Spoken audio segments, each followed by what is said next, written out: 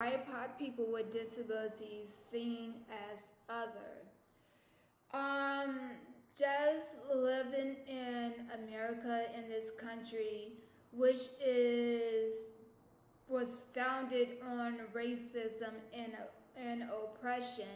and especially how our society operate under capitalism, is that if if you not if you're not serving somebody or allowing somebody to benefit off of you, it's like what good or need do you serve in society? And if people don't see you as beneficial or valuable, you are often pushed to the wayside. And already with my multiple layers of identity, of first being a member of the African diaspora, a woman, and a person living with a disability, and where all of these identities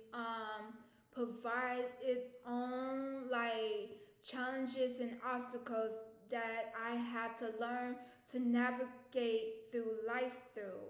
And just first of all, with being black in America and with my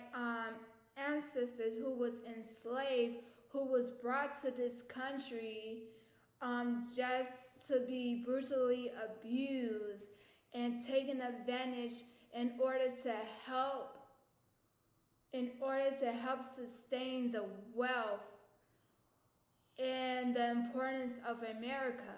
So that's the first strike against me, where like just being black in America,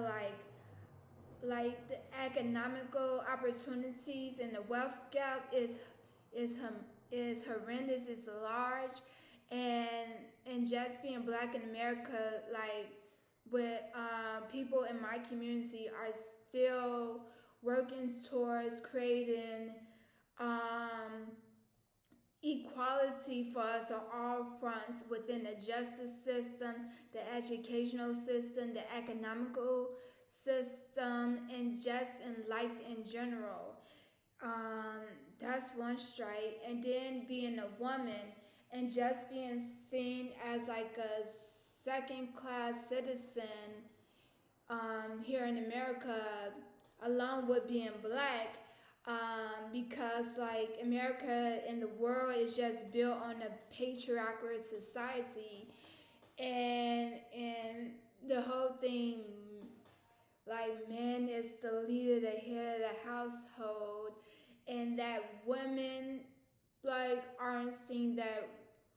we know much or we aren't valuable, and we can be seen and not heard, and our place are meant to be behind a man,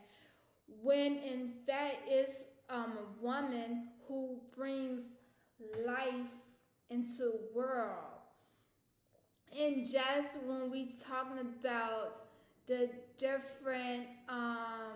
energy, the masculine and feminine energy, where masculine energy is more logical,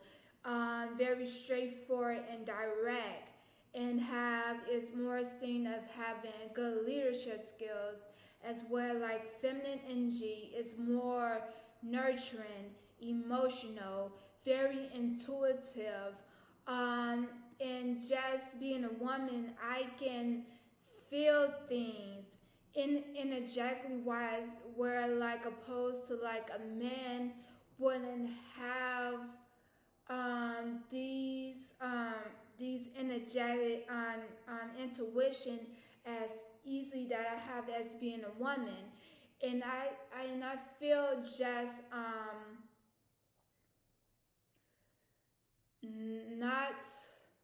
like putting one needs to be the head of the other, but we just need to work together to create great change that includes everyone,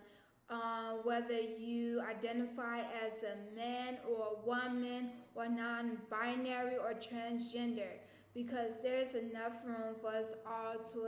to coexist and to be free, and where we don't have to feel like we are burdened to anybody else. And then with another layer, when thinking about like disability, like just going back to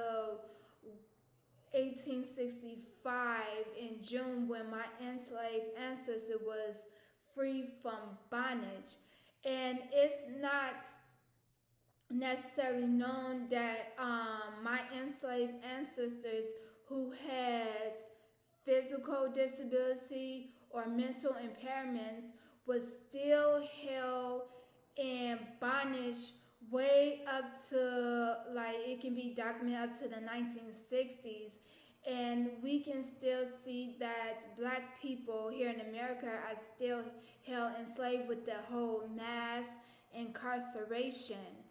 And just a lot of times that like black people with disability, the only outlet for them to create money was being a part of like freak shows, or like somebody like the blind Tom Wiggins, who was blind and who was also on the autism spectrum,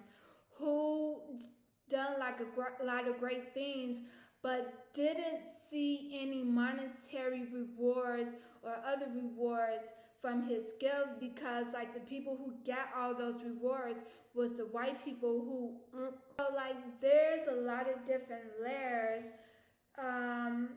of why BIPOC people with disability are seen as other. And there's more nuance that I didn't even go into, and that needs to be looked into in order if we want to create institutional change and create society where all people, whether your abilities, your challenges, your physical appearance, your gender, your sexual identity, is just seen as human first, and can live in a society where you're free and where we don't have to be seen as a burden onto others. Yeah.